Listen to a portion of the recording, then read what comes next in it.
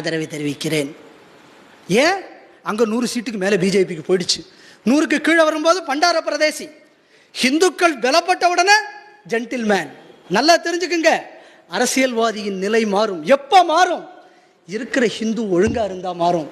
என் நம்பிக்கை எங்கே இருக்குது அப்படின்னு சொன்னால், நான் முதல்ல சொன்ன மாதிரி 4 பார்ட்டி, துலுக்கன், கிறிஸ்தவன், எச்சுபொறுக்கி, அரசியல்வாதி, 4வது ஹிந்து. இந்த 4வது ஹிந்து சரியானா இவன் பின்னாடி அரசியல்வாதி ஒழுங்காக வருவான்.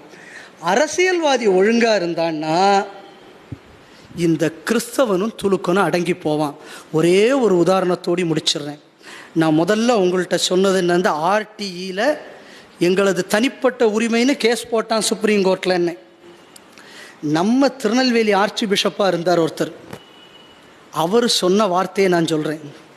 கிறிஸ்தவர்கள் ரொம்ப டைனி மைனாரிட்டி தான், ஆனால் ஜவஹர்லால் நேரு போன்ற தலைவர்கள், ஜவஹர்லால் நேருன்னு யாருன்னு தெரியும் தானே, அந்த மாமாம்பாங்களே அவர், அந்த மாமா போன்ற தலைவர்கள் எல்லாம் நாங்கள் மாமாக்கள் தான், எங்களுக்கு எந்த மதமும் கிடையாது என்று சொன்ன காரணத்தினால் நமது சாதுரியத்தினால் to preach, practise and profess அப்படிங்கக்கூடியத ஃபண்டமெண்டல் ரைட்டில் நாம் சேர்த்தோம் கான்ஸ்டிடியூஷனில் அப்படின்னு சொல்லி அந்த பாதிரியார் சொன்னார். இதில் ஒரு விஷயம் என்ன அவர் சொல்கிறது, இவர்கள் ஆதரவு இருந்த காரணத்தினால் நான் சேர்த்தேன். ஹிந்து தெளிவாக இருந்தால் அரசியல்வாதி நமக்கு ஆதரவாக இருப்பான்.